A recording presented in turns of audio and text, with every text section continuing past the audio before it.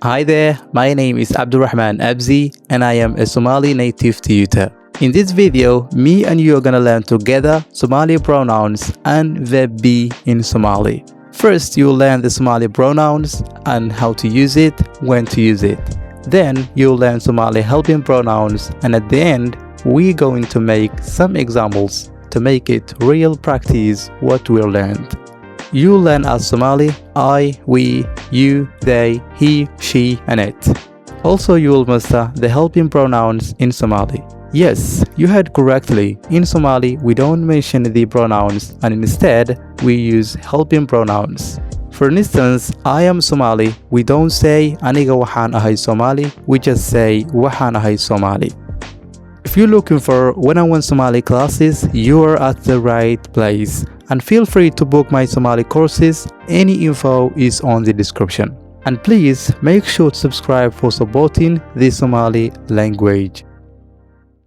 Somali pronouns are aniga, aniga, adiga, adiga, idinka, idinka, anaga, anaga, iyaga, iyaga, or sometimes you may hear iyaka. Asiga, asiga, iyada, iyada. Let's practice again. Aniga, adiga, idinka, anaga, iyaga, asiga, iyada. So you have to know anaga, sometimes we say anaka, and iyaga, sometimes we say iyaka. The ka is optional, but the ga is the very useful. Each Somali pronoun has its helping pronoun, and they are aniga, waxa, or waxaan. Adiga, waxa, or waxaad. Idinka, waxa, or waxaad. Anaga, waxa, or waxaan. Iyaga, waxay. Asiga, wuxuu. Iyada, waxay. Waxaan and waxaad, we just say waxa for short, and that is very useful. When we're using verb be in Somali, asiga, he, iyada, she, won't take wuxuu and waxay. They just take wa. Waxaan ahay, I am. Waxaan ahay Somali, I am Somali. Waxaad tahay, you are. Waxaad tahay Somali, you are Somali. Waxaad tihiin, you are for plural. Waxaad tihiin Somali, you are Somali. Waxaa nahay, we are. Waxaa nahay Somali, we are Somali. Wa, they are. Waa Somali, they are Somali. Wa, he is. Abzi waa Somali, Abzi is Somali. Wa, she is. Salma waa Somali, Salma is a Somali. Now, let's make some sentences using helping pronouns with verb be. Before we make sentences, let's learn 3 words which we can practice with it. Ma'alin, a teacher. Ma'alimin, teachers. Arday, a student.